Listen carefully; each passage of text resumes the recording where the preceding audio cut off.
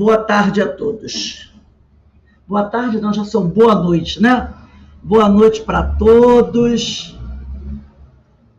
Hoje, dia 25 de março de 2022, nós estamos aqui na Sociedade de Estudos Espírita Francisco de Assis para mais uma noite de estudos. E nesse momento que antecede aí o início dos nossos estudos, vamos elevar o nosso pensamento ao alto e vamos fazer uma prece. Vamos agradecer a Deus a oportunidade que o Pai nos concede de estarmos reunidos aqui para estudarmos e aprendermos um pouco mais.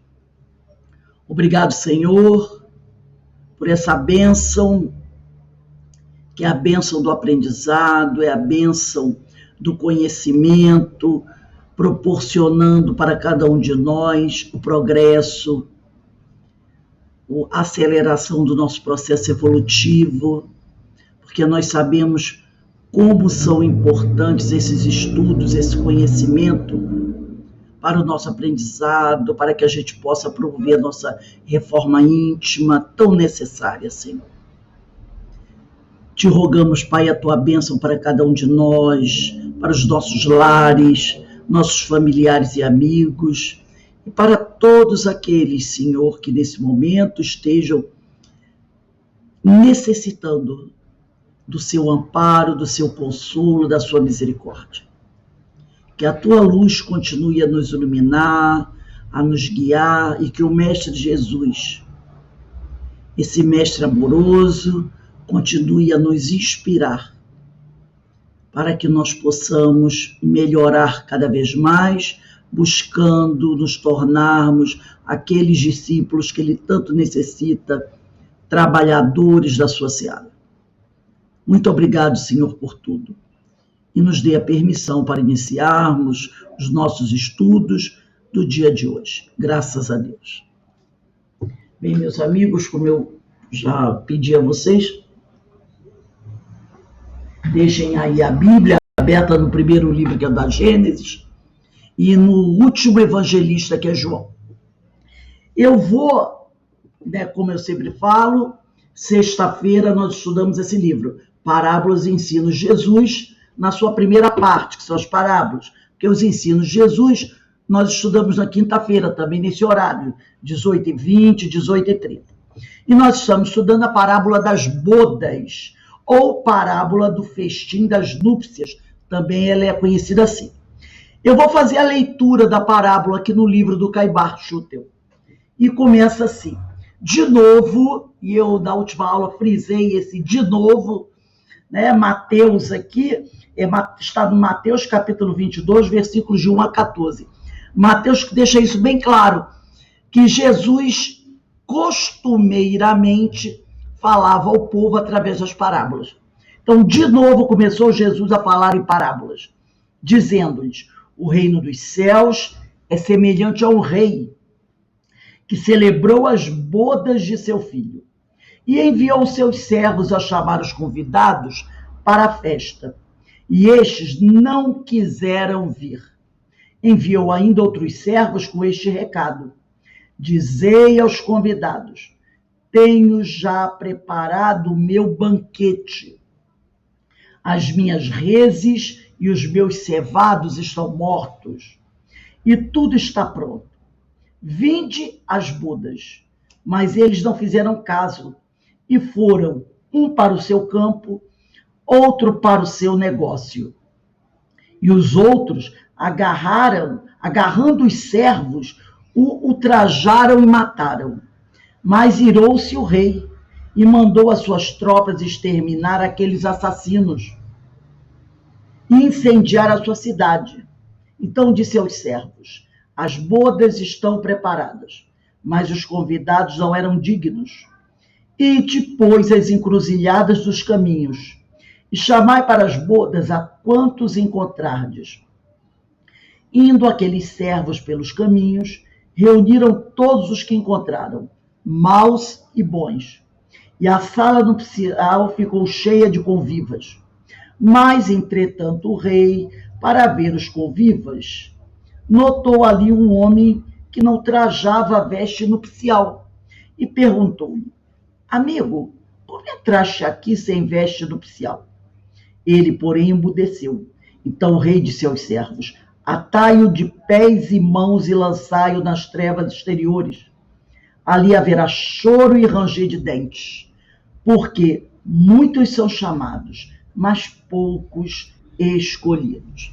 Na semana passada, nós começamos esse estudo fazendo a leitura do Evangelho. Evangelho, capítulo 18, item 2.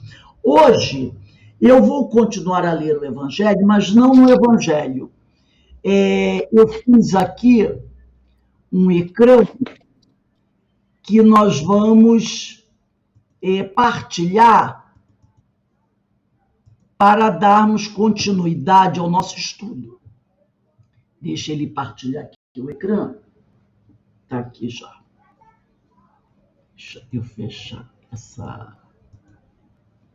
Está aqui. Estudo das parábolas. Parábola das bodas, Caibar Schutel.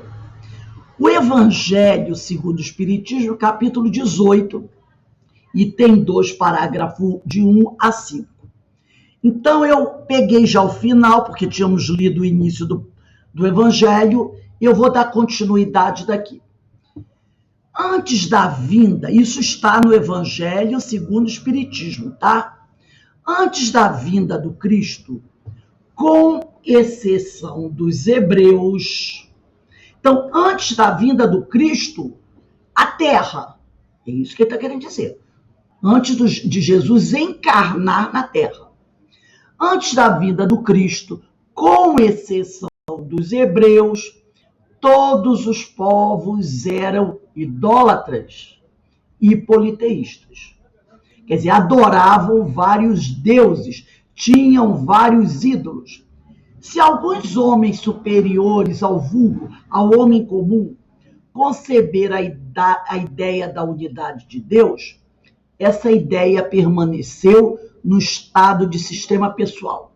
Em parte nenhuma foi aceita como verdade fundamental, a não ser por alguns iniciados que ocultavam seus conhecimentos sobre um véu de mistério impenetrável para as massas populares.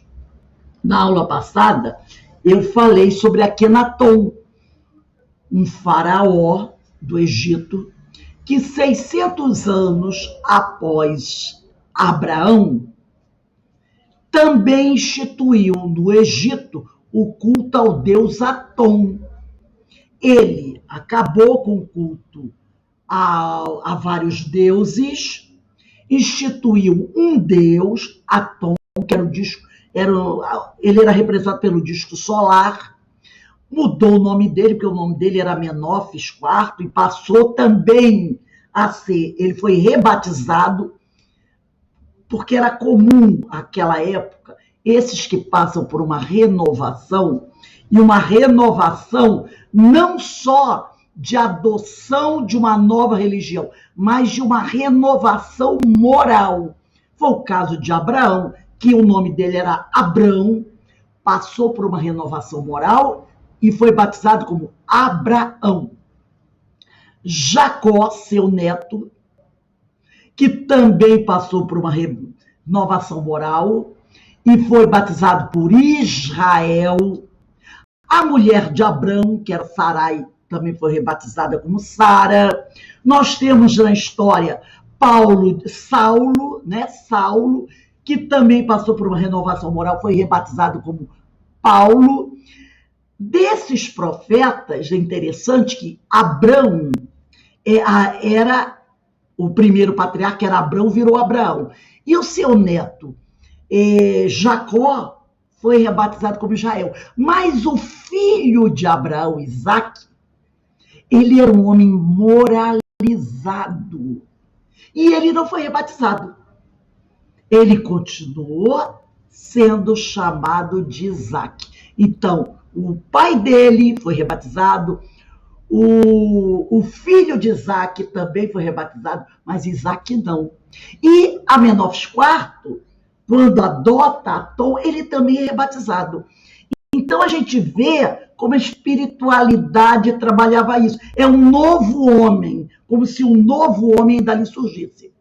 Mas, como nós falamos aí, 600 anos após Abraão, que Abraão é mais ou menos de 2.000 anos de Cristo, o mundo, poderíamos dizer assim, ainda não estava preparado para todo ele abraçar essa ideia do Deus único. Então, essa mudança para a adoração ao Deus único, como Atom, ela durou apenas 17, 18 anos. Foi o tempo do reinado de Akenaton. Após a morte de Akenaton, voltou-se a adoração aos vários deuses. Mas era como se fossem acontecendo experiências, né? E essa ideia de um Deus único, ela vai levar muito tempo para se implantar no mundo.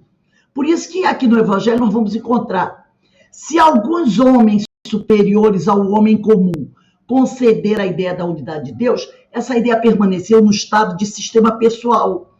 Em parte nenhuma, aquela época, foi aceito como verdade fundamental, a não ser por alguns iniciados, que ocultavam seus conhecimentos sobre um véu de mistério. Olha aí, Akenaton também tinha uma questão de um certo mistério, que ainda era impenetrável para as massas populares. As massas populares ainda não conseguiam abraçar bem essa ideia. Os hebreus foram os primeiros a praticar publicamente o monoteísmo.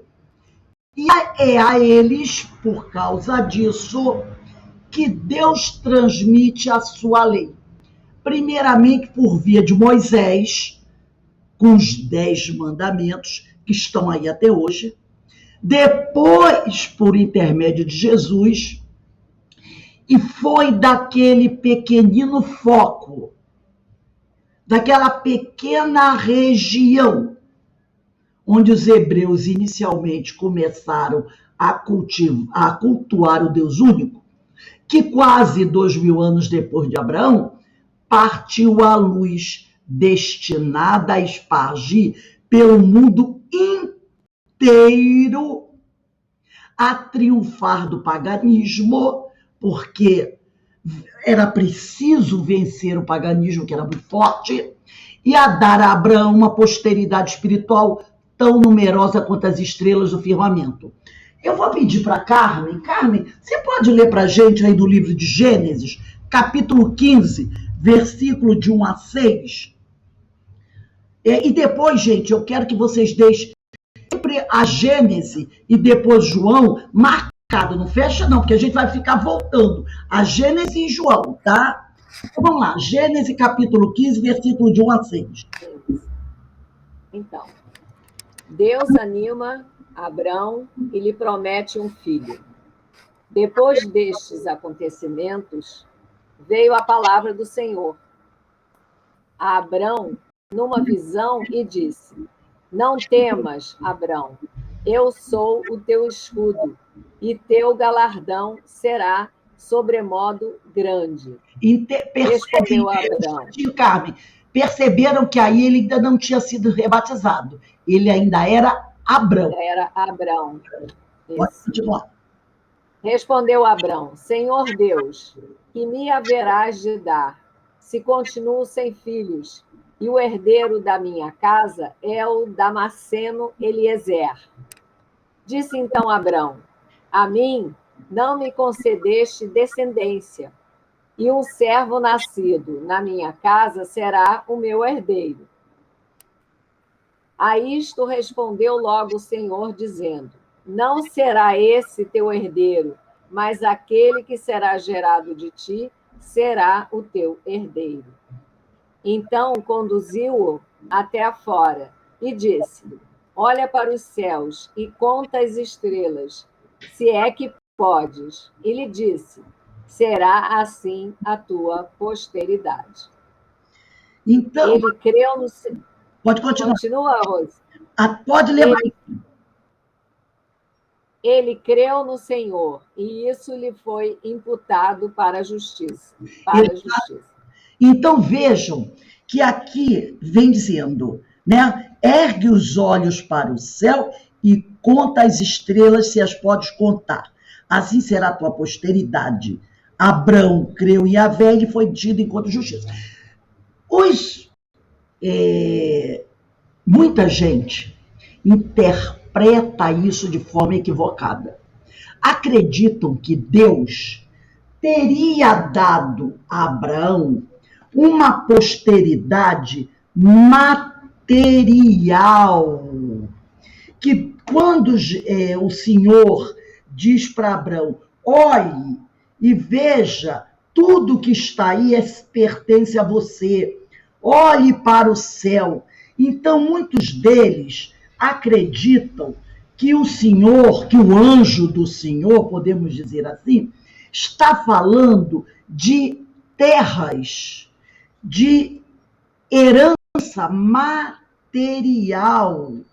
E o Senhor não está, o anjo, não estão falando aí de herança material. E sim, ele diz, olhe para o céu.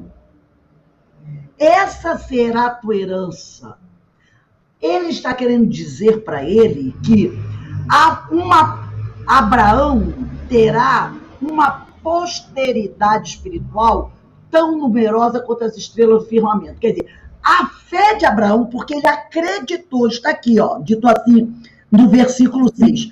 Abraão creu em Deus, creu no Senhor, creu em Yahvé, e lhe foi dito em conta de justiça. A fé dele foi tanta que ele acreditou que, apesar de estar avançado em idade, ainda teria um filho biológico a quem ele deixará a sua herança.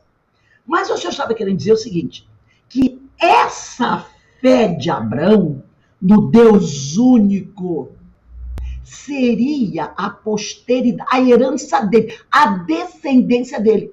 Porque até os dias de hoje, a ideia, a crença num Deus único existe, graças a Abraão, que manteve essa fé, passou-a para o seu filho Isaque, que Isaque passou para o seu filho Jacó, e Jacó, que é chamado também de Israel, passou para toda a sua descendência, até chegar aos dias de hoje. Por isso ele diz, olhe para as estrelas. Sua posteridade será tão numerosa quanto as estrelas do firmamento. Então, todos aqueles que creem no Deus único são considerados descendentes de Abraão. Então, a tua fé dará frutos espirituais por toda a eternidade. Se ele não acreditasse, essa fé do Deus único teria morrido ali e o Senhor teria que eleger um outro no futuro para levar essa posteridade. Então, por erro de interpretação, acredita-se que o Senhor, premiando os adoradores do Deus único, deu a eles uma descendência e o direito a uma herança material. Entendeu? Material. Não era sobre isso. Era sobre a fé.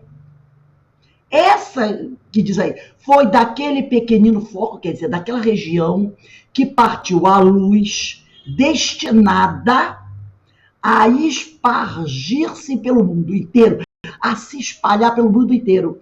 E a crença no Deus único vai vencer o paganismo, vai vencer a adoração a muitos deuses.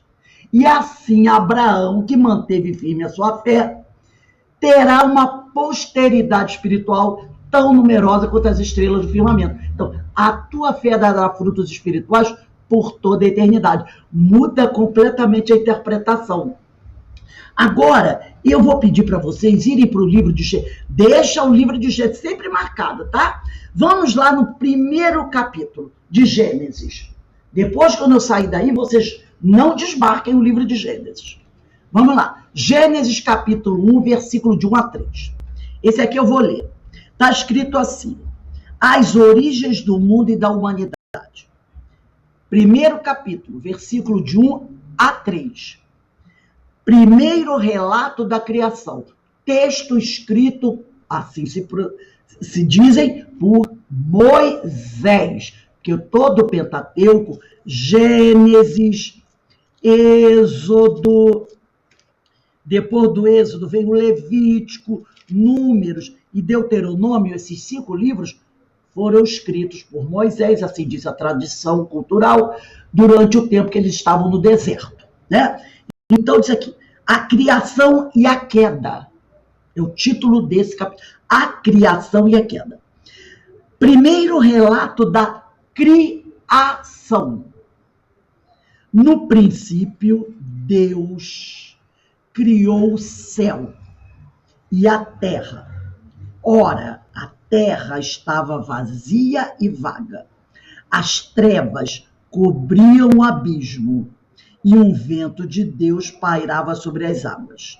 Deus disse: haja luz, e houve luz.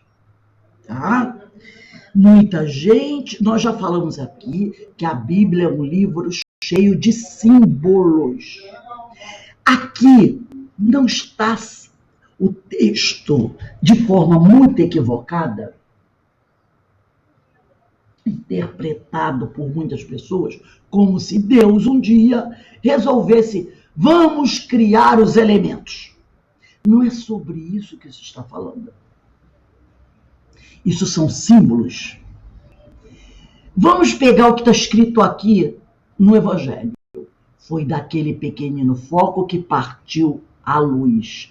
E aqui ele disse no versículo 3, haja luz, e houve luz. Que luz é essa? Que luz é essa que vai partir de um pequeno foco e começar a caminhar? Eu vou só dar uma paradinha aqui, gente. Só um instantinho. Vou parar de partilhar e eu vou voltar. Porque a minha câmera, eu não sei o que aconteceu, ela não ligou. Deixa eu ver se ela está ligada aqui. Um minutinho só.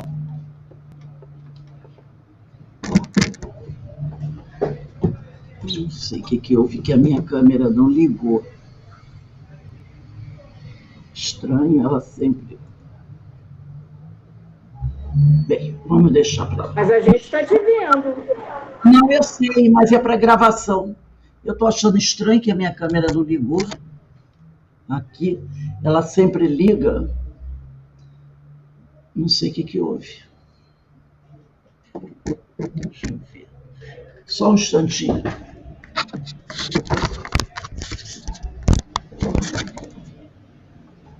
Deixa eu tirar.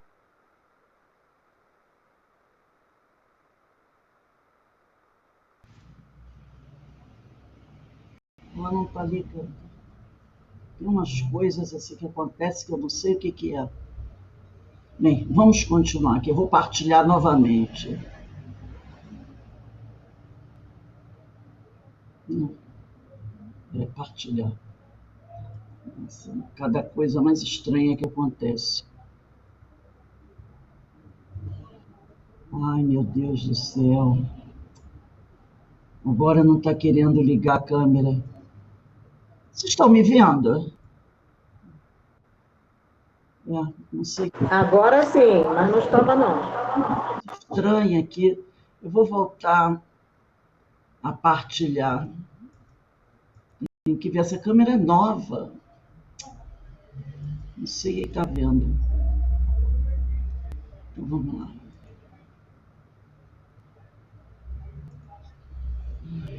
Complicado. Então vamos entender que luz, o que é isso? Que luz é essa?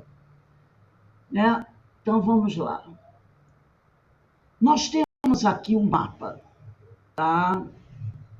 Esse mapa é o mapa da Palestina antiga, 2000 anos antes de Jesus. nós vamos ter aqui Neftali e Zabulon. Esse mapa da Palestina Antiga é um mapa que se refere às 12 tribos de Israel.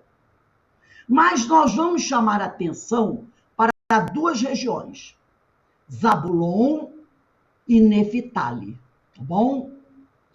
E o mapa da direita é a Palestina no tempo de Jesus. Essa região de Zabulon e Neftali é a mesma região, só que é 1.500 anos depois. Então, as tribos de Zabulon e Neftali foram 2 filhos de Jacó. Lembra que quando nós estudamos a história do povo hebreu, que os filhos de Jacó, cada um recebia uma tribo? E essa mesma região, 1.500 anos depois, vai se chamar Galileia. É a Galileia. Então, é o mesmo território, só que agora é com outra denominação. Então, no Evangelho diz aqui, né? Foi dessa pequena região chamada Neftali Zabulon, há 1.500 anos atrás, que vai começar a surgir uma luz, que é a ideia do Deus único, dessa adoração ao Senhor, que vai se concretizar de forma mais intensa, 1.500 anos depois, nessa mesma região chamada Galileia. Tá dando para acompanhar? Então vamos lá. Jesus, luz do mundo. Denise, você pode ler para a gente? Deixa a Gênese marcada, não fecha a Gênese não. Lê Mateus, capítulo 4, versículo de 12 a 17. Mateus é o primeiro evangelista.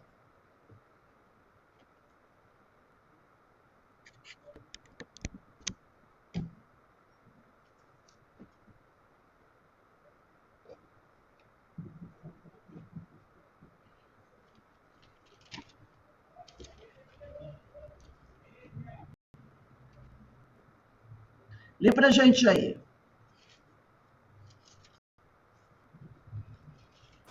Eu vou lá. Versículo de 12 a 17. De 12? É, de 12 até 17. Ok.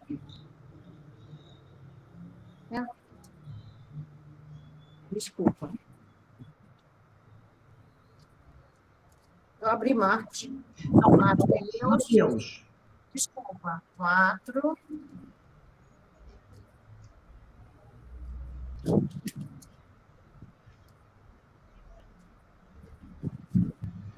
Mateus 4, 12 a 17. É pequena, já. Pronto. Retorno à Galileia. Ao ouvir que João havia sido preso, ele voltou para a Galileia e, deixando Nazara, foi morar em Cafarnaum, à beira do mar, nos confins de Zabulon e Neftali, para que se cumprisse o que foi dito pelo profeta Isaías. Terra de Zabulon, terra de Neftali, caminho do mar, região além do Jordão, Galileia das nações. O povo que jazia nas trevas viu uma grande luz. Aos que jaziam na região sombria da morte, surgiu uma luz. A partir desse momento, começou Jesus a pregar e a dizer: arrependei-vos, porque está próximo o reino dos céus. Então, Mateus nos narra aqui a confirmação do que falou o profeta Isaías, lá do capítulo 9, versículo 1, quase 800 anos atrás. O povo que andava nas trevas viu uma grande luz. Uma luz raiou para os que habitavam uma terra sombria. Então, você veja que Mateus aqui fala de Naphtali e Zabulon. Então, vamos prosseguir aqui. Para Isaías, o menosprezo sofrido no passado pelas terras de Zabulon e Naphtali, porque lá no passado, essa região, ela passou por muitas dificuldades. Seria de glória no futuro. Ela seria de glória. No passado, 1500 anos antes, essa região, ela passa por um grande problema. O povo não aceitava a ideia do Deus único, tinha questões morais gravíssimas. Mas Isaías, o profeta, diz que no futuro essa região teria muita glória. E é assim que as terras de Zabulon e Naphtali, esta região que recebeu os nomes dos dois filhos de Jacó e de Jacó, que também se chamava Israel, que corresponde exatamente ao local a oeste do Mar da Galileia, foram escolhidas por Jesus para iniciar o seu ministério, para o início de sua divina missão. Então a gente percebe que na Bíblia está tudo muito bem amarradinho, não tem coisa perdida, sem que as pessoas venham a entender o que está acontecendo. Tudo se encadeia perfeitamente, basta que a gente estude e acompanhe. Olha só, a região além do Jordão, olha no mapinha aí à direita, uma seta apontando o Rio Jordão. A região além do Jordão, quer dizer, depois do Jordão, chamado de Galileia das Nações, é Cafarnaum. Local aonde, como diz Mateus aqui, Jesus foi morar. Olha só, ao ouvir, no capítulo 4, versículo 12, Mateus diz, ao ouvir que João tinha sido preso, ele voltou para a Galileia. Ele quem? Jesus. E deixando Nazara, foi morar em Cafarnaum, tá? Nazara quer dizer Nazaré. Ele morava em Nazaré. Ele deixou Nazaré e foi para Cafarnaum, à beira do mar, nos confins de Zabulon e Naphtali. Porque esse era o nome dessa região no passado, 1500 anos antes. O nome dos dois filhos de Jacó. Para que se cumprisse o que foi dito por Isaías. O profeta disse, terra de Zabulon, terra de Naphtali, caminho do mar, olha o mar aí, o mar, vocês estão vendo aí no mapa? Caminho do mar, região além do Jordão, Galileia das Nações. O povo que naquela época vivia nas trevas, tá? Agora viu uma grande luz. Que luz é essa? Jesus que foi morar em Cafarnaum. Aos que jaziam na região sombria, porque essa região de Zebulon e Naphtali, no passado, foi uma região sombria, e o povo ainda continuava preso às questões materiais, esquecidos das questões espirituais. Essa região era sombria, era de muita dor e sofrimento. E ali, de repente, surge uma luz. Quando essa luz surge, é porque Jesus se transferiu de Nazaré para Cafarnaum. E aí ele começa a pregar. E olha a pregação dele qual é. Que está aqui no versículo, é o versículo 16. No final, olha o que ele diz aqui. Versículo 16, não, 17. Começou a pregar e a dizer, arrependei-vos. Ora, por que ele vai dizer para o povo se arrepender? Porque aquele povo vivia em pecado. porque está próximo o reino dos céus. Então, a região além do Jordão, Galileia das Nações, é Cafarnaum, local habitado por Jesus no começo de seu ministério e de suas atividades de derramamento da Boa Nova. O que é a Boa Nova? É o Evangelho. Esta chegada de Jesus na citada região registrou o cumprimento da profecia de Isaías. Então, Isaías tinha profetizado que a luz iria para a terra de Zabulon e de Neftali. Que a luz iria para lá. Que desse cantinho surgiria a luz. Quando ele falou isso, essa região ainda se chamava Zebulon e Naftali. E isso vai acontecer uns 800 anos depois. E lá no Gênesis, nós podemos voltar lá no Gênesis e dar uma olhada no versículo de 1 a 3. Olha como está escrito lá. Haja luz e houve luz. A chegada de Jesus. Esta luz criada no primeiro dia, porque o versículo de 1 a 3 do livro A Gênese faz parte da criação no primeiro dia. Porque está aqui, Deus disse, haja luz e houve luz. Deus viu que a luz era boa e houve uma... A luz era boa e Deus separou a luz e as trevas. Deus chamou a luz do dia e as trevas noite. Houve uma tarde e uma manhã, primeiro dia. Então, esta luz criada simbolicamente no primeiro dia, precisamos diferenciá-la da luz criada no quarto dia, que está no versículo de 14 a 19. No de 14 a 19, na Gênese, no capítulo 1, ele vai falar aqui, Deus fez os 2 luzeiros maiores, fez o sol, fez a lua. É diferente, é outra luz, é outro momento.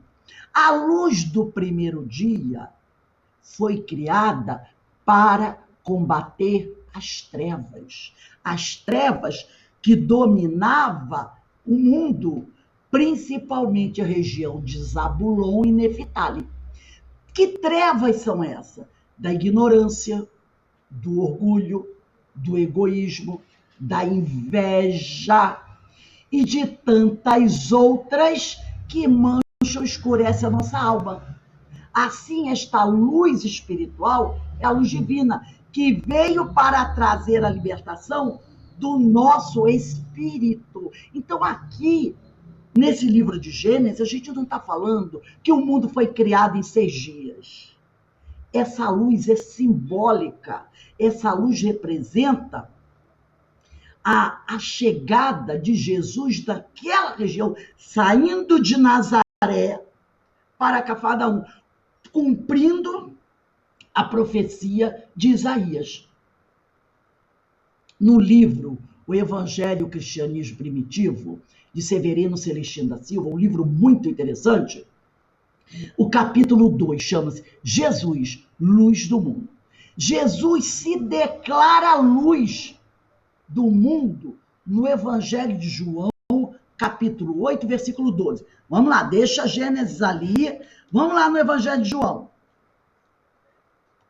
Carmen, você pode ler para a gente? João 8, versículo 12. João 8, versículo 12. João é o último evangelista. Jesus, a luz do mundo. De novo lhes falava Jesus, dizendo, eu sou a luz do mundo. Quem me segue não andará nas trevas. Pelo contrário, terá a luz da vida. Perceba. Então, Não, é só o 12. Repararam? Ah, só o 12. O próprio Jesus diz, luz do mundo. Eu sou a luz do mundo. E Deus disse, haja luz. Quem me segue, reparou? Quem me segue, quem segue os seus ensinamentos, quem segue os seus exemplos, não andará nas trevas. Que treva é essa? As trevas da ignorância. Então, ninguém pode duvidar disso. Se avaliarmos tudo o que ele fez durante o período em que esteve conosco e continua fazendo até hoje, por cada um de nós, não há dúvida de que essa é a verdade. Jesus é luz. Na cruz, quando ele estava morrendo, pediu ele a Deus pelos que agrediam e o maltratavam, demonstrando o seu amor até pelos que não acreditavam nele, nem acreditam nele, até hoje. Porque ele disse, os que me seguem não andarão nas trevas, mas ele também pediu pelos que não seguiam. João declara em seu evangelho que em Jesus estava a vida. Olha aqui, ó. Quem me segue não andará em trevas, mas terá a luz da vida. Então, João declara no seu evangelho que em Jesus estava a vida. E a vida é a luz dos homens. E a luz resplandece nas trevas. E as trevas não compreenderam. Vamos lá em João 1, 4, 5. João, capítulo 1, versículo de 4 a 5. Está aqui, ó. No princípio era o verbo. Evangelho segundo João. E o verbo estava com Deus. E o verbo era Deus. Né? No princípio ele estava com Deus, tudo foi feito por meio dele, e sem nada dele foi feito. Versículo 4. O que foi feito nele era a vida. E a vida era a luz dos homens. Então, João declara em seu evangelho que em Jesus estava a vida. E a vida é a luz dos homens. E a luz resplandece nas trevas. Mas as trevas não a compreenderam. Analise a sua colocação de João e a compare. Vamos lá. Deixa João aqui, não desmarca não. Gênesis capítulo 1, versículo de 2 e 3. Olha lá, versículo 2. A terra estava vazia e vaga, e as trevas cobriam o abismo. Um vento de Deus parava sobre as águas. Deus disse, haja luz, e houve luz. Comparando esse versículo de João 4 e 5 com Gênesis 2, 3, onde fala que a luz foi criada para combater as trevas, né? Nós vamos ver que se encaixa perfeitamente com o sentido de que Jesus representa esta magnífica luz, criada no primeiro dia e que veio trazer o roteiro para destruir nossas almas, as trevas da ignorância. Então, Moisés já apresenta Jesus, o enviado, como a luz que, lembrando que a Gênesis é de Moisés, que vai ser criada, que está sendo derramada sobre nós para eliminar as trevas da ignorância. Essa luz chegou até Moisés com os 10 mandamentos. E João vai ratificar isso no seu evangelho, mostrando como Jesus é a luz. Reflita também sobre esse versículo colocado no evangelho de João, capítulo 17, versículo 5. Está aqui, ó. Quando Jesus diz, e agora, Pai, honra-me junto a ti, com a honra que eu tinha junto a ti, antes que o mundo existisse. Vamos analisar isso. Esse versículo de João faz parte das despedidas de Jesus no Horto das Oliveiras, quando ele está para ser preso. Nesta sua oração final, ele nos deixa uma grande informação sobre sua ligação com Elohim. Elohim é Deus. Ligação muito antiga, vinda desde antes da criação da terra. Concluímos, pois, que Jesus participou da criação da terra junto com Elohim, justamente nesse versículo. Olha só o que Jesus diz. E agora, Pai, ele sabe que está para ser preso e vai ser morto. E ele diz, e agora, Pai, honra-me junto a ti, com a honra que eu tinha junto a ti, antes que o mundo existisse. Que mundo é esse? O planeta Terra. Então ele está anunciando, ele está falando para o Senhor, pedindo ao Senhor para honrá-lo naquele momento, como ele já havia sido honrado antes que o planeta já existisse. Então, quando a doutrina espírita fala que Jesus é o governador espiritual do planeta, isso está colocado aqui em João. Se ele vai pedir ao Senhor para honrá-lo da mesma forma que ele era honrado antes que o mundo existisse, ele está dizendo que ele é um Cristo. Ele é um Cristo.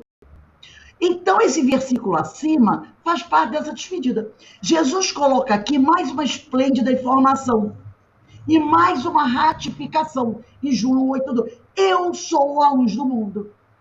O Evangelho de João, ele está fazendo aqui alusão ao Gênesis 1, capítulo 1, versículo 1. Aí a gente volta lá no Gênesis, por isso que eu falei. Olha só como a Bíblia, ela vai trazendo todas as informações para a gente. No princípio, Deus criou o céu e a terra. Tá?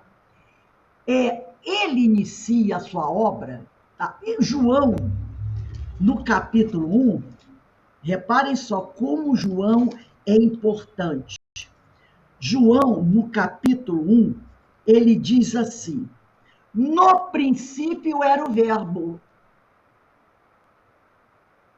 Percebeu? É a mesma forma que começa o livro de Gênesis. No princípio. Então, Moisés, tá? ele João, faz alusão de quando ele inicia o evangelho dele, no princípio era o verbo, em João capítulo 1, versículo 1, ele está fazendo uma alusão direta ao livro de Gênesis, de Moisés, capítulo 1, versículo 1. No princípio. Ele inicia a sua obra com a mesma palavra que Moisés inicia a sua narrativa da criação. Ele usa a palavra hebraica, bereshit, que significa no princípio, junto com o verbo criador, bará. Porque está lá na Bíblia, a criação e a queda. Primeiro relato da criação. Em João, versículo 1, capítulo de 1 a 5, está assim: no princípio havia o verbo, e o verbo estava junto de Deus, e o verbo era Deus. Ele estava no princípio junto de Deus. Todas as coisas foram feitas por meio dele, e sem ele nada que se encontra feito se faria. Nele havia vida, e a vida era a luz dos homens. E a luz brilha na treva, e a treva não a reteve. O verbo é Jesus. Quando João diz no princípio era o verbo é Jesus. Essa expressão no princípio era o verbo, no princípio havia o verbo, indica a pré-existência de Jesus antes da criação da terra. O Cristo participou da criação do nosso mundo. Disse a Moisés: no princípio, Deus criou o céu e a terra. E João diz: no princípio era o verbo. E o verbo estava junto de Deus, disse João. Essa declaração expressa a distinção entre o Cristo e Deus, porque, de forma equivocada, muitos companheiros dizem que Deus e Jesus são a mesma pessoa, que Jesus é Deus encarnado. Mas João deixa isso muito claro, ele diz lá, ele diz, e o verbo estava junto de Deus. Se Jesus é o verbo, ele estava junto do Pai. Então ele mostra de forma clara que há uma diferença entre o Cristo e Deus. Mas ele, quando ele diz que o verbo estava junto, ele mostra também o quê? Uma relação íntima e eterna com o Pai. Eu não vou ler esse João 17, 13 a 23, depois vocês podem ver. Quando Eu vou ler só até o pedacinho.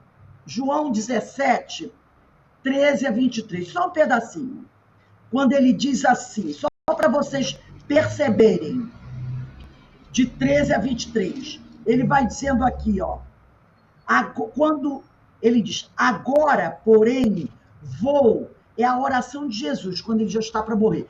Ele diz assim, agora, porém, vou para junto de ti, e digo isso no mundo, ele está encarnado, a fim de que tenham em si minha plena alegria.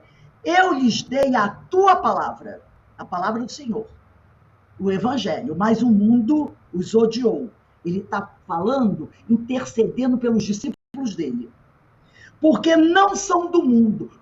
Os discípulos dele agora não são mais do mundo, são homens espiritualizados. Quando ele diz que os discípulos não são do mundo, eles não são mais ligados às coisas materiais, são homens espiritualizados, como eu não sou do mundo.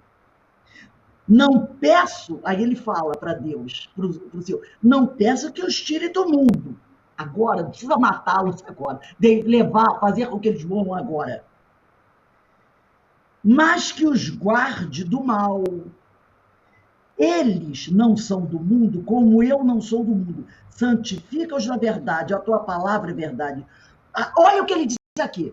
Como tu me enviaste ao mundo, também eu os enviei ao mundo.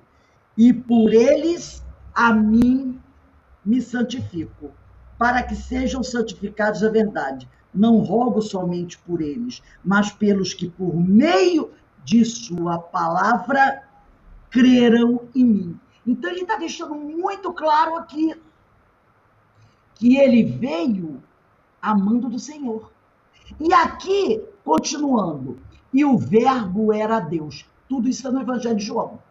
Através das palavras, isso é muito interessante, quando ele diz, é por isso que muita gente diz que Jesus era Deus na terra, era Deus encarnado, era o Senhor que se fez homem, porque eles interpretam errado esse versículo, né? Que é o versículo, tá lá, João, capítulo 1, versículo, vamos lá, João, a gente vai e volta, tá, gente? Para a gente poder entender bem. Olha o 3, do princípio, quando ele diz, e o verbo era Deus, está ainda no versículo 1, e o verbo era Deus. Então, muita gente acha que Jesus é Deus. Por quê? Através das palavras, nós nos comunicamos, todos nós. Tornamos conhecida a nossa vontade. As palavras revelam o que se passa em nossa mente e coração. João fala de Cristo como aquele que expressa a mente, o pensamento de Deus, e o revela aos homens. Então, Jesus, quando se dirige aos homens, ele está transmitindo a palavra do Senhor, revelando o Senhor aos homens. Por isso que é dito, o verbo era Deus, porque ele tinha uma intimidade com o Senhor, conhecia a mente do Senhor e passava a palavra do Senhor aos homens. Então era como se o Senhor falasse através dele. O verbo era Deus.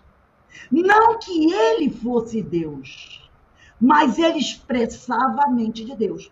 Então, nessas declarações profundas do evangelista João, como também lá em João, capítulo 1, versículo 14, diz assim, e o verbo se fez carne e habitou entre nós, e nós vimos a sua glória, glória que ele tem junto ao Pai como Filho único.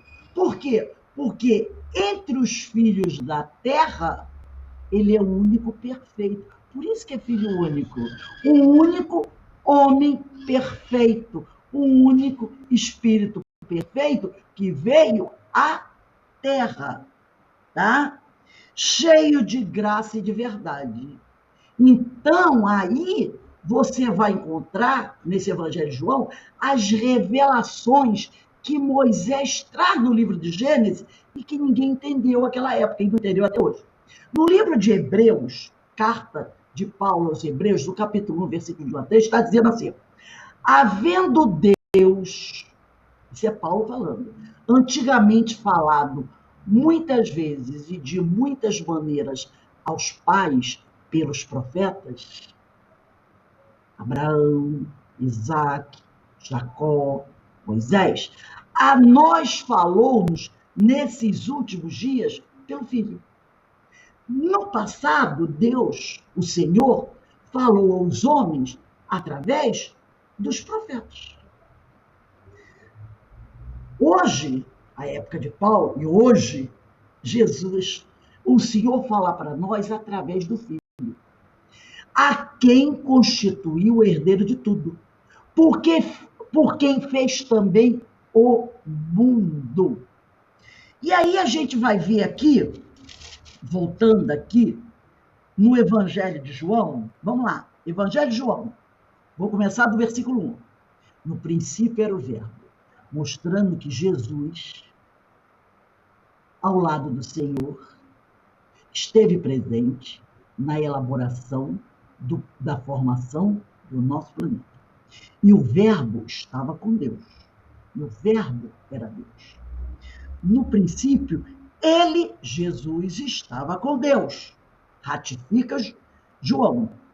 Tudo foi feito por meio dele. Esse por meio dele, através dele. E sem ele, nada foi feito. O que foi feito dele era a vida, e a vida era a luz dos homens, e a luz brilha nas trevas, mas as trevas não a apreenderam. Então ele vai dizer, olha o versículo 6, houve um homem enviado por Deus, seu nome era João.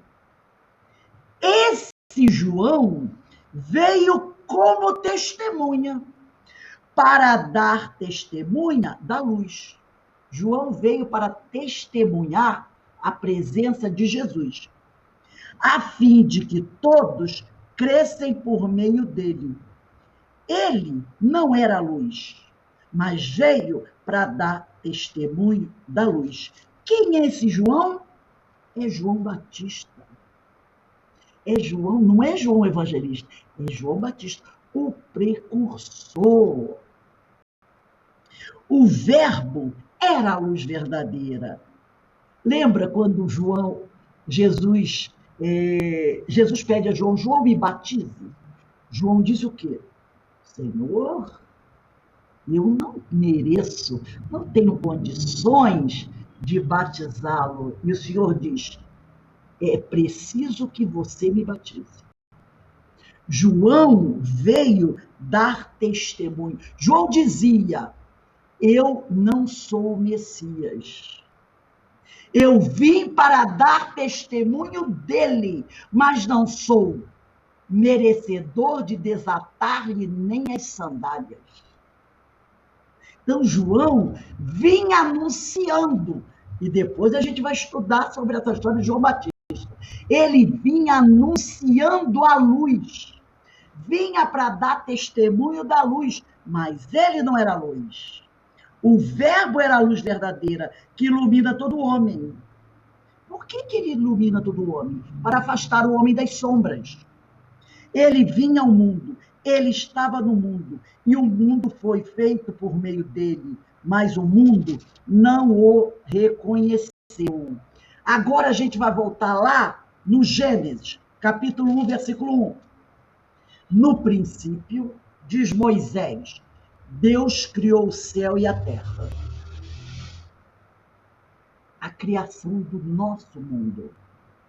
Ora, a terra estava vazia e vaga, e as trevas cobriam o abismo e o vento de Deus para sobre as águas. Então, no princípio, na época de Abraão, antes de Abraão, tempos posteriores a Abraão, havia o politeísmo, a adoração a muitos deuses, o homem era muito ligado às coisas materiais, o homem não era espiritualizado. E Deus disse, é preciso fazer luz. É preciso fazer luz. Deus disse, haja luz, e houve luz. Deus viu que a luz era boa e Deus separou a luz e as trevas.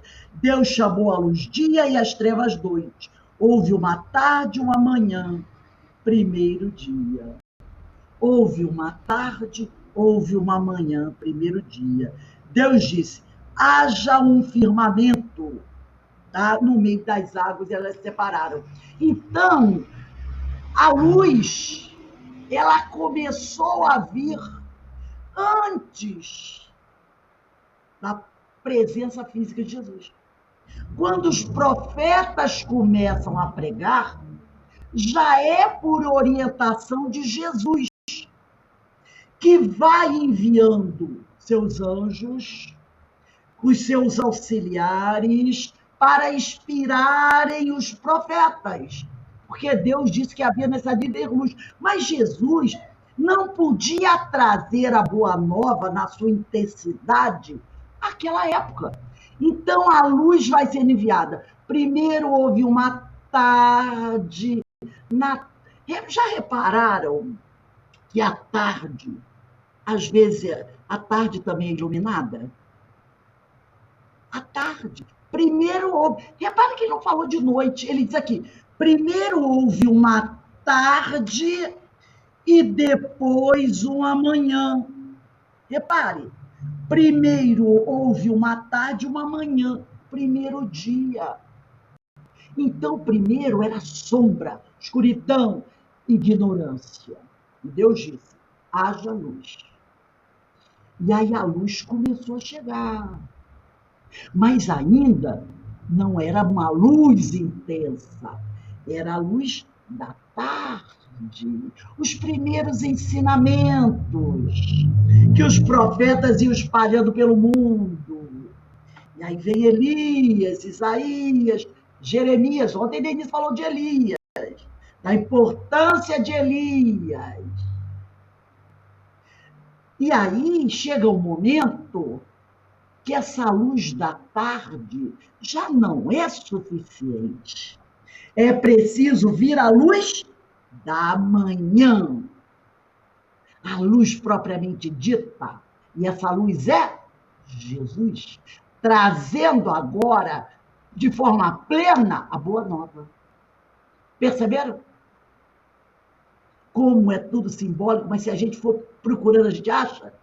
Então, lá em Hebreus, Paulo, repetindo o que Paulo disse, havendo Deus antigamente falado muitas vezes e de muitas maneiras aos pais pelos profetas, a nós hoje, fala Paulo, falou-lhe nestes últimos dias pelo Filho, é amanhã, a quem constituiu o herdeiro de tudo, por quem fez também o mundo, porque foi através de Jesus que Deus fez o mundo, ele é o Criador, o qual, sendo resplendor da sua glória, Jesus resplende a glória do Senhor, e a expressa imagem da sua pessoa, e sustentando todas as coisas pela palavra do seu poder, havendo feito por si mesmo a purificação dos nossos pecados,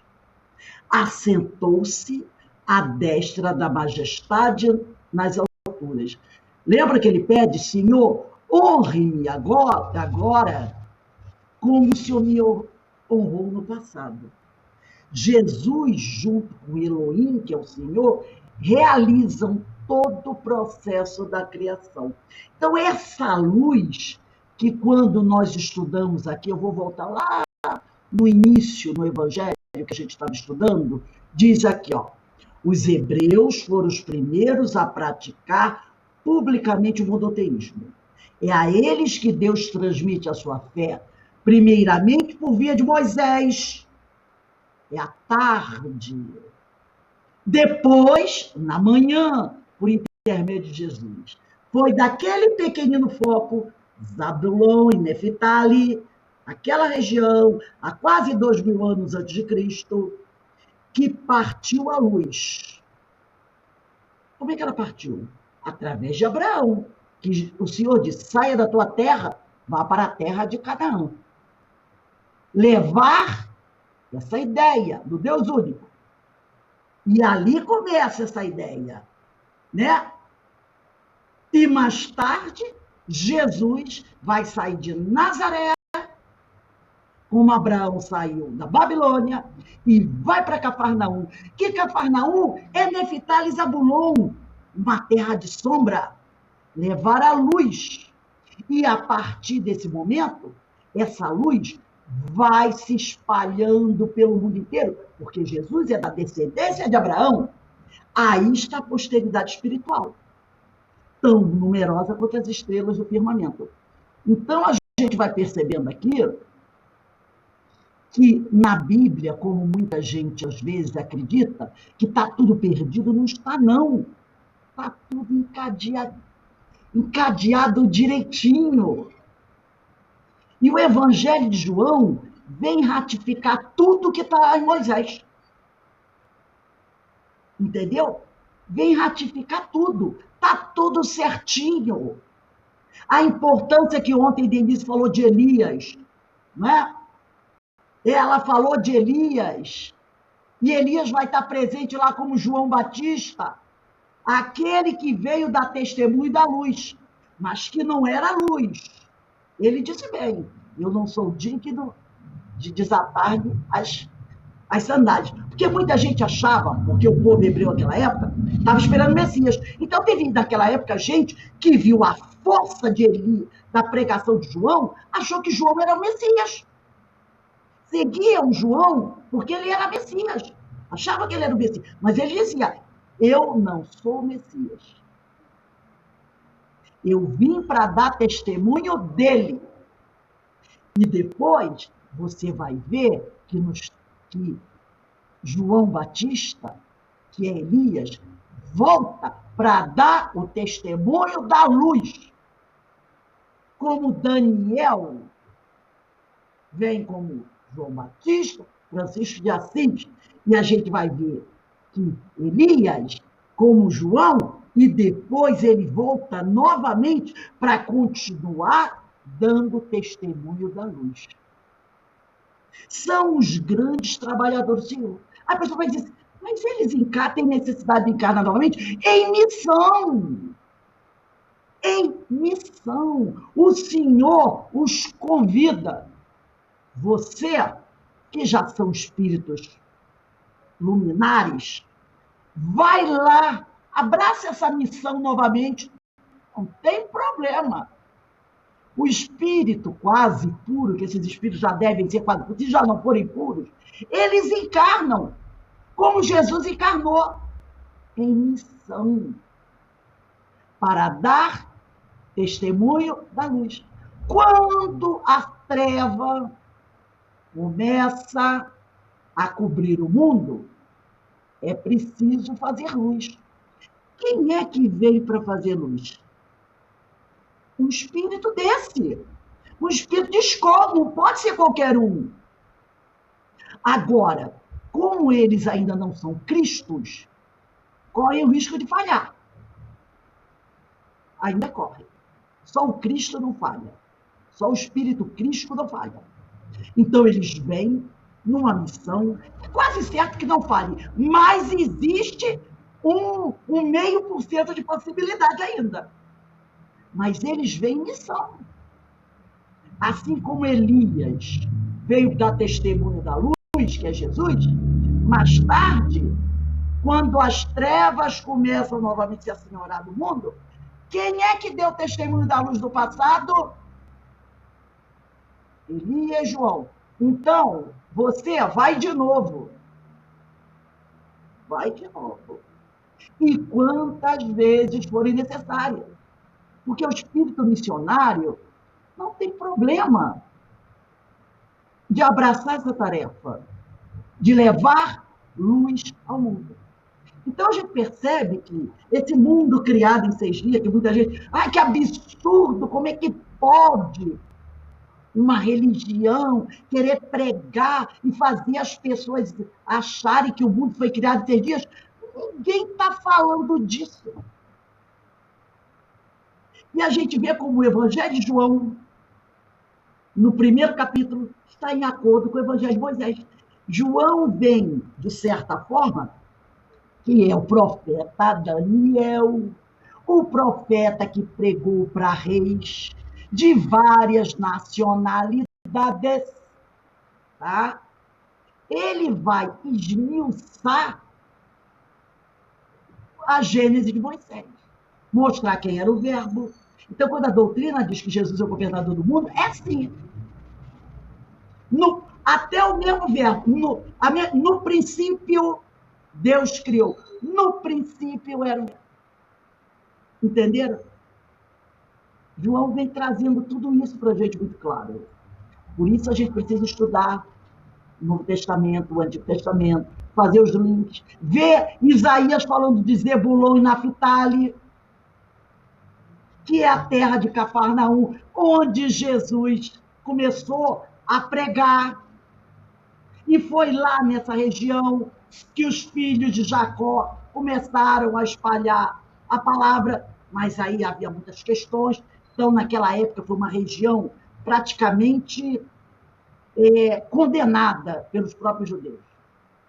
Denise, quer falar alguma coisa? Fala aí.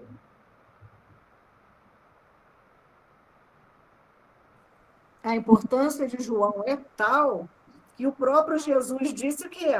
Que ele, neste mundo, é o mais adiantado nascido de mulher. De mulher. E que ele ficará. Inclusive, tem um, acho que é Pedro hoje. Um deles vira para Jesus e diz assim: ah, é Pedro. Ué, senhor, então quer dizer que João nunca vai morrer? Vai ficar. Aí Jesus vira para ele e diz assim: o que tens você com isso, que se eu digo que João permanecerá? É mais ou menos isso. Só que ele não entende. Ele não entende quando Jesus dá a entender que João iria continuar. E aí, João, se o senhor está querendo dizer que João nunca vai morrer? Porque João iria voltar ainda para testemunhar a boa nova, como Francisco de Assis. Da mesma forma que João Batista precisa voltar para dar novamente o testemunho da presença da luz. Precisa, tipo assim, revitalizar essa luz. Lembra quando Jesus disse: eu vos enviarei o Consolador que irá, né, tirar vocês das sombras? Por que alguém manda o Consolador? Porque alguém está precisando de consolo. E por que alguém está precisando de consolo? Porque está vivendo nas trevas da ignorância. Entendeu? Eu lhes enviarei o Consolador. Está lá que, quer ver? No Evangelho, se eu não me engano, é o Evangelho, capítulo 6, né? O Cristo Consolador. Quando ele vai dizer assim, ó, Jesus promete outro Consolador. O Espírito de verdade que o mundo ainda não conhece. Por não estar maduro para o compreender.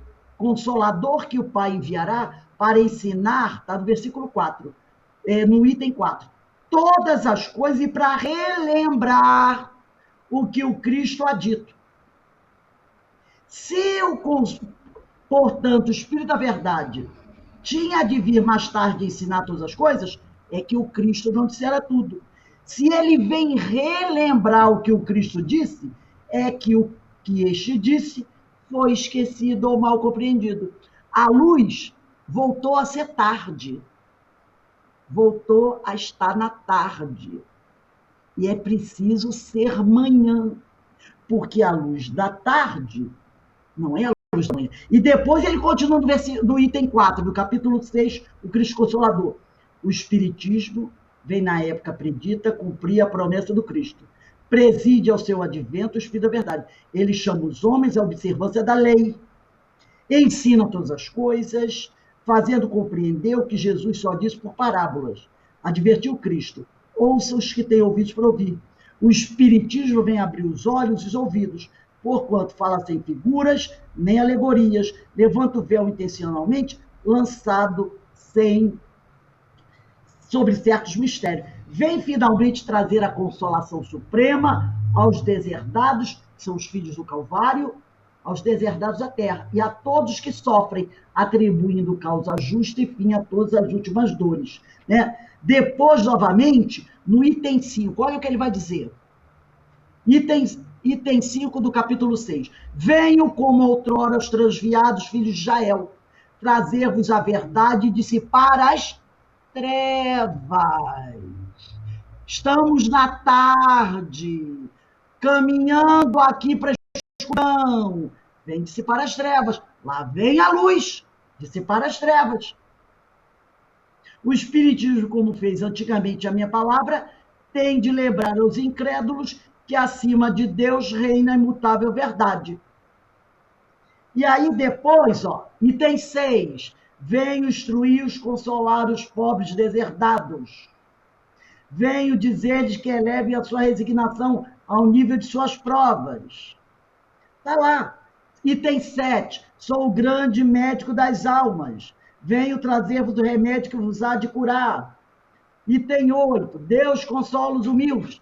Aí a gente diz assim, mas peraí. Vou dar um spoilerzinho aqui. O Livro dos Espíritos, ele apareceu como mágica? Plim, plim, Livro dos Espíritos, pronto no dia 18 de abril de 1857? Não. Jesus sai de Nazaré, vai para Cafarnaum, para começar a sua pregação. Mas, lá em Cafarnaum, naquela região, já tinha alguém preparando o caminho. Tipo assim, vamos organizar tudo, porque a luz vai chegar. Vamos organizar. Vamos começar os trabalhos. Pá, organiza daqui, organiza dali. Aí Jesus chega. O batismo de Jesus é sua apresentação. Mas antes, já tinha gente falando. Arrependei-vos, arrependei-vos. Lembra que Jesus falou isso? Arrependei-vos. Quando ele falou arrependei-vos, João já tinha falado. Lembra que nós lemos aqui no Evangelho? Quando Jesus diz, arrependei-vos, está chegando o reino do céu. Quem é que gritava no deserto? Eu não estou falando do deserto Saara, não. João era o profeta que pregava do deserto. Pregava em meio às sombras. Deserto é batalha. Sombras. Ele pregava lá, preparando para a chegada da luz. Veio o Consolador. 18 de abril publica-se o Livro dos Espíritos. Lembra? Foi assim? Caiu do alto? O que aconteceu para o dia 18 de abril ser levado ao conhecimento do mundo o Livro dos Espíritos? Alguém teve que ralar, não teve antes? Receber as mensagens, as psicografias do mundo todo, analisar o que é isso, o que é aquilo, o que deve ser bom, comparar. Olha João trabalhando lá no deserto, ó. Olha João trabalhando lá no deserto. Vamos separar, vamos receber mensagens, vamos analisar, vamos visitar mesas que batem, pulam, dançam. Vamos olhar esse negócio é bom. Não, esse aqui não. Vamos separar, vamos preparar para tudo isso. E toma crítica, toma isso, toma aquilo. Está pregando no deserto, não está não? Porque todo mundo... Nossa, Igreja Católica, sabendo que o homem vai soltar bomba. E está ele lá, trabalhando, fazendo trabalho de quê? Estudamos isso. Quando Kardec vai perguntar quem é o sucessor dele. Aí o espírito vai dizer assim, seu sucessor vai fazer um trabalho mais brabo, porque ele vai pregar, ele vai colocar tudo isso. O seu trabalho é de quê? De preparação. De preparação. Prepara tudo isso. Recebe essas mensagens e publica Livro dos Espíritos, publica Livro dos Médiuns, publica Evangelho, publica Céu e Inferno, publica Gênese. Porque o Consolador vai chegar. Mas ele tem que chegar e o terreno tem que estar mais ou menos preparado. Não foi assim? Quando Jesus sai de Nazaré para Cafarnaum, alguém estava pregando no deserto, preparando o terreno para Jesus, para a luz. Estão entendendo o que está acontecendo? Para publicar o livro do dia 18 de abril, alguém teve que fazer o trabalho bruto. Alguém teve que pregar no deserto.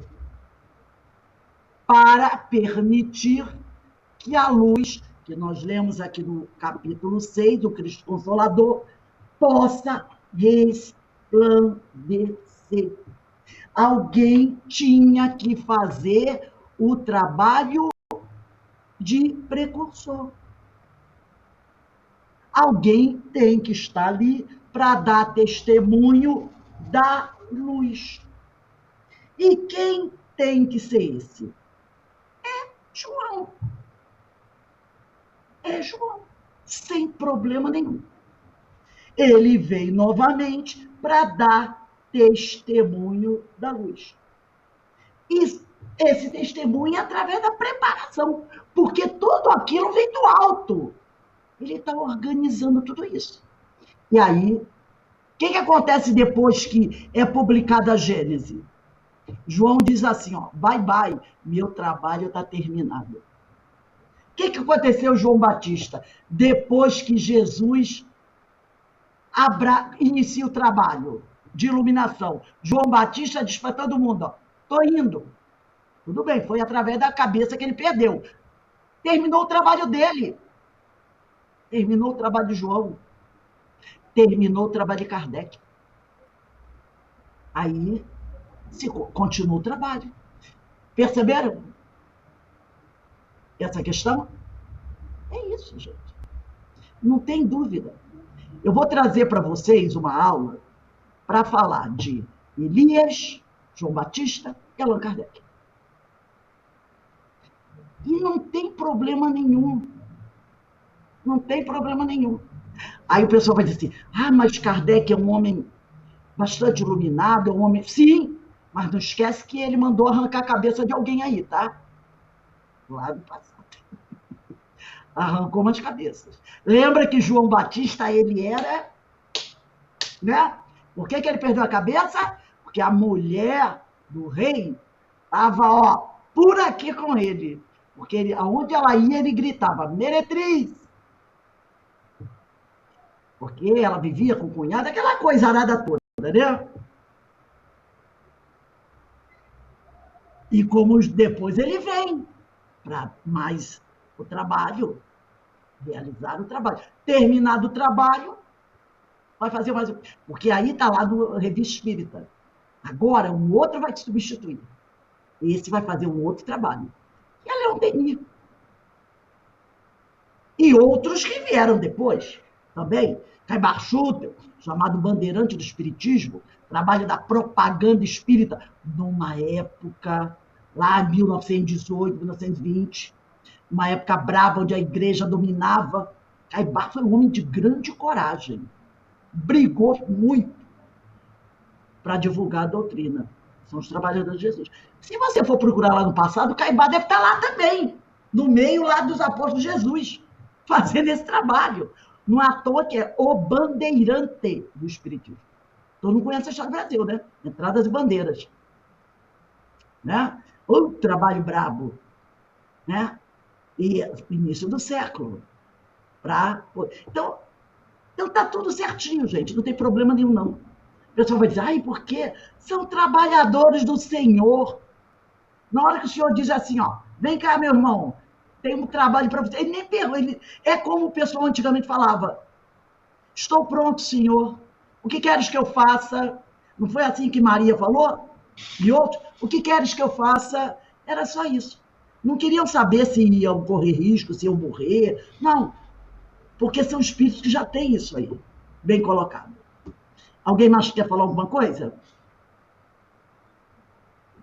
Vocês estão interessados em ver uma história envolvendo, fazendo essa ligação de Elias, João Muito. Para a gente perceber e desmistificar essa ideia, assim, meu Deus, Kardec vai voltar, João Batista vai voltar, entendeu? Porque tem gente que faz esse negócio, né? Só quem não precisa voltar é Jesus. Mas se ele decidir um dia, ninguém vai dizer que, entendeu? Ô, Rose, eu acho que eu falei alguma coisa sobre isso em um estudo aí. Eu acho que na última aula que eu disse Jesus, você falou, foi na última aula. Então, o pessoal, o pessoal cria uma coisa assim, sabe? Oh, meu Deus, e daí são trabalhadores do Senhor, podem voltar a hora que ele quiser para fazer uma missão. E muitos voltaram e a gente nem ficou sabendo, porque eram anônimos. Anônimos. E a gente nem ficou sabendo. Entendeu? Então vamos dar uma paradinha agora, agradecendo sempre a Deus essa oportunidade de estudo. Daqui a 10 minutinhos a gente volta para o estudo do livro Nosso Lar, tá bom?